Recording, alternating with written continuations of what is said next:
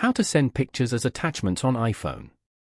To get started, first of all go ahead and open up the Mail application on your phone. The Mail app on iPhone is a pre-installed application that allows users to manage emails from various accounts in one place.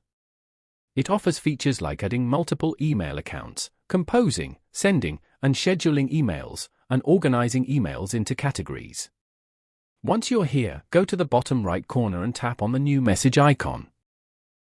Here, type in the name of the person you want to mail to.